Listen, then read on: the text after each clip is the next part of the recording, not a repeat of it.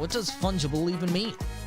We already know that NFT stands for non-fungible token, but to many of us, that's still a rather cryptic definition, so it's worth discussing what makes something fungible in the first place.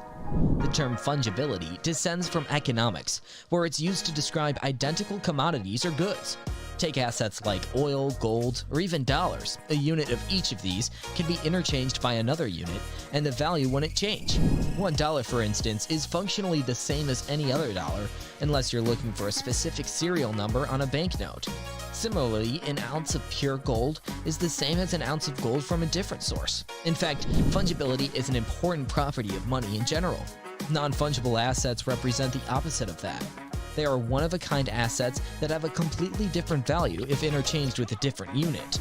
A used vehicle or an art collection, for example, are potentially worth more or less than others like them. This is because their value depends on factors such as the rarity and condition. Besides the aforementioned permanent ownership aspect, NFTs are appealing because you can trade them without the involvement of a third party or intermediary. Once in your possession, you can sell or auction the NFT on an online marketplace. Alternatively, you could just send it to a different wallet of your choice. On the other hand, transferring property or assets the conventional route isn't always easy or straightforward. If anything, it's a process that's often fraught with paperwork and fees.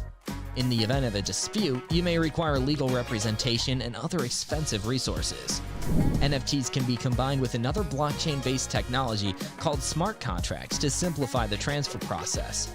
These are essentially programmable digital agreements that can execute immediately once a condition is met. For example, you could create a smart contract that transfers the rights to a house, which exists in the form of an NFT, as soon as payment is received. In other words, you don't need a bank or middleman to verify the funds and legitimacy of the property transfer. The contract automates all of that for both parties. Smart contracts are stored on a blockchain and cannot be tampered with, similar to NFTs themselves. In the event of a dispute, anyone can check the records to see if you hold the original version or not. All in all, the hype surrounding NFTs stems from blockchain's potential to disrupt several industries, ranging from art to domain names and even physical goods. Admittedly though, most applications today focus on the digital collectible aspect. Still, it's early days for the technology. So far, we've focused on the practical potential of NFTs and how they might prove disruptive in the long term. However, we've strayed away from discussing the technology's primary appeal today: buying and selling digital art online. Indeed, you'll find several examples of NFTs that have sold for hundreds of thousands and even millions of dollars. In March 2021, a digital artist named Beeple successfully auctioned an NFT for a record $69 million. This single sale made him one of the top 3 most valuable living artists. Elsewhere, you'll find the National Basketball Association, or NBA, routinely auctioning video clips of memorable sporting moments in the form of NFTs for tens or even thousands of dollars. In both instances, you can think of NFTs as trading cards, except digital in nature. Much like any piece of art, people are buying them almost exclusively for their rarity. To be clear though, it's not like you own the exclusive rights to a video clip if you buy an NBA-issued NFT. You just own an officially licensed and numbered version of it. Anyone can still view the clip because the data is stored elsewhere. The owner of the NFT simply gets the bragging rights to the virtual trading card and the ability to sell it as a collector's item. What all of this means is an NFT is valued pretty much like any other collectible item. It's worth exactly how much someone else is willing to pay for it.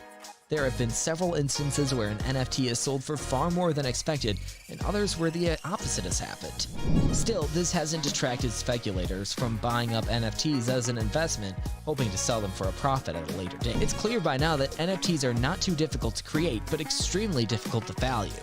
To that end, it's somewhat unlikely that most people will profit from buying and selling NFTs. As you'd expect, there are thousands of digital artists trying to sell their works, and very few have found much success so far. More importantly, there's no guarantee that someone else will pay more than what you paid for an NFT.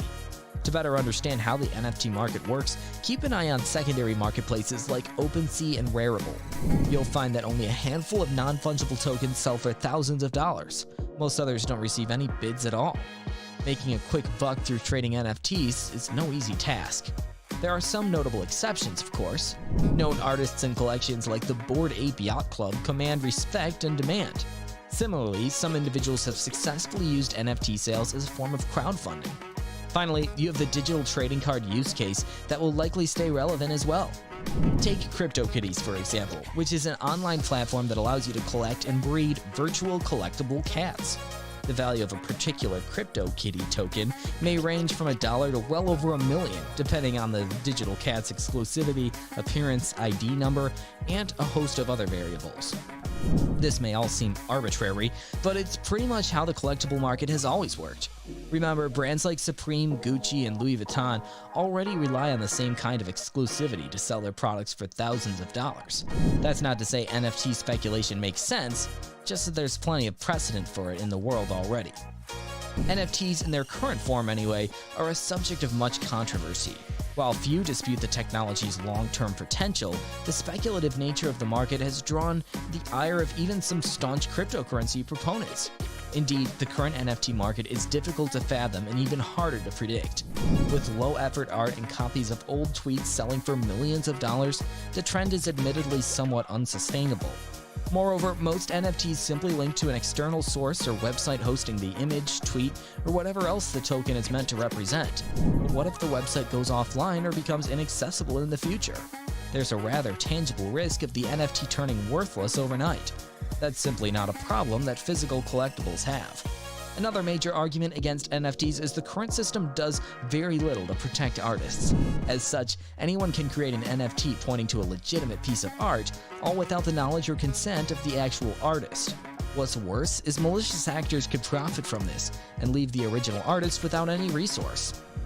Finally, some NFT critics will point out that several blockchain platforms, including Ethereum, rely on an electricity-intensive process known as mining to verify new transactions.